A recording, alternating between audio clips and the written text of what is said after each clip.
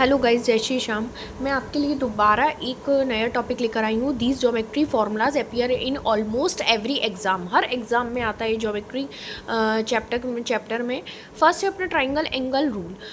Angle A, angle B, angle C, sum of angles of the triangle A plus B plus C equal to 180 degree. Second है Pythagoras theorem, H square मतलब hypotenuse square equal to base square plus height square. Example C square A square plus B square. Third अपना आता है Heron's formula, area of the triangle A equal to under root S, S minus A, S minus B, S minus C. S निकालने के लिए हमें कौन सा formula बनेगा? A plus B plus C upon 2। ये हमारा डायग्राम है हीरोइंस फार्मूला का। उसके बाद नेक्स्ट है area of the triangle. Area of the triangle हमने बनाया हाइट और ये हो गया बेस, तो मतलब क्या हो जाएगा? Area equal to 1/2 base into height. Parameter of the triangle P equal to A plus B plus C. उसके बाद नेक्स्ट हमारा क्या होगा? नेक्स्ट हमारा area of the rhombus. Rhombus में निकालने के लिए d1 d2 area equal to 1/2 d1 multiply d2। d1 and d2 क्या है? अपने डायगोनल्स है, ठीक है। उसके बाद आता है interior angles of the polygon. Polygon कौन सा फॉर्मूला लग जाएगा? n-2 multiply 180 degree. Important rule है ये, ठीक है। उसके बाद area of the trapezium. Area of the trapezium, इसमें ए और ये अपना बेस और ये बीच में हाइट। डायग्राम ये शो कर रहे हैं, मैं बना के दिखा भी रही हूँ आपको बच्चों को। Area equal to 1/2 A plus B, bracket लगाया, हाइट बाहर आ जाएगा। Sum of the exterior angles equal to 360 degree for any polygon equal to 360 degree. Area of the parallelogram का फॉर्मूला क्या हो जाएगा? Area equal to base into height. ये हो गया डायग्राम। मैंने हर किसी के बना रखे हैं, शो करके दिखाए हैं आपको। प्लीज़ मैं आपको फिर कह रही हूँ, ये फॉर्मूले आप नोट डाउन कर लीजिए, अच्छे से नोट डाउन कर लीजिए। एक एक फॉर्मूला है, जैसे first triangle angle rule, second है पाइथागोरस थ्योरम, थर्ड है अपना हीरोइंस फॉर्मूला, फोर्थ है area of the triangle, fifth है parameter of a triangle, sixth है अपना एरिया ऑफ द रोम्बस, उसके बाद interior angles of the polygon, eighth है अपना एरिया ऑफ अ ट्रेपेजियम, और नाइन्थ है अपना sum of the exterior angles, 10th है अपना एरिया ऑफ द पैरेललोग्राम।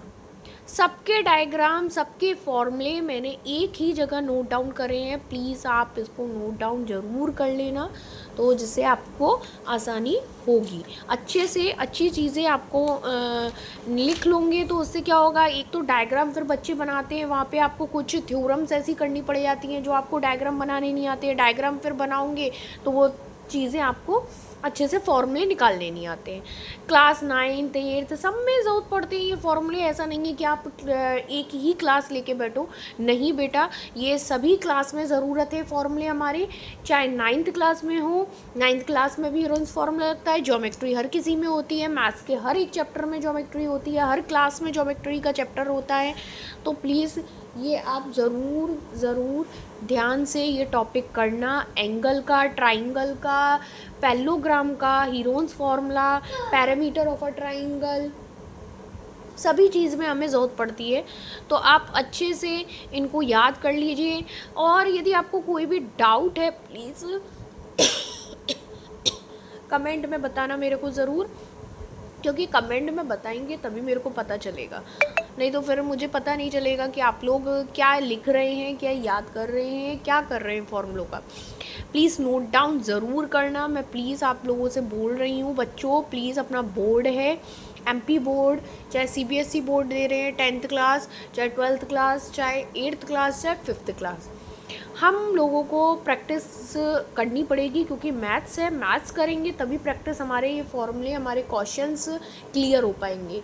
और आप मुझे ये बताना नेक्स्ट ब्लॉग में मैं कौन सा टॉपिक आपके लिए लेकर आऊँ, तो जिससे कि मैं आपको सॉल्यूशन करने में और आसानी हो आपको।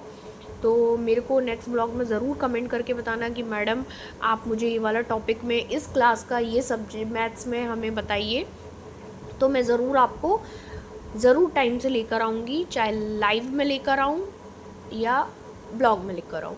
तो प्लीज़ मेरे को ज़रूर बताना जो कुछ भी प्रॉब्लम हो, चाहे अभी इन्हीं फॉर्मूलों में, ज्योमेट्री में आपको कोई दिक्कत हो रही हो, तो वो भी आप ध्यान से मुझे देख लीजिए, तो वो भी आप मुझे बता देना कि एरिया ऑफ ट्रेपेजियम का फॉर्मूला क्या होता है? Area equal to 1/2 A plus B multiply by height. और ऐसे ही नॉर्मली मैडम इम्पॉर्टेंट फॉर्मूलेज पूछ लेती हैं, उसमें भी आपको ज़रूरत पड़ती है कि क्या ज़रूरत पड़ती है कि एरिया ऑफ पैरेललोग्राम क्या होता है, तुरंत वो बोलते हैं area equal to base into height. ऐसे ही नॉर्मल पूछे सम ऑफ एक्सटीरियर एंगल्स क्या होता है, तो एक्सटीरियर एंगल का कितना सम होता है टोटल 360 डिग्री, ये भी हमें ज़रूरत पड़ता है। अब हमने बोला एरिया ऑफ रोम्बस, रोम्बस में हमें क्या निकालना पड़ता है, D1 D2 होता क्या है, तो वहाँ पे क्या हो जाएगा अपने डायगोनल्स। तो एरिया ऑफ रोम्बस का फॉर्मूला क्या होता है 1/2 D1 मल्टीप्लाई बाय D2।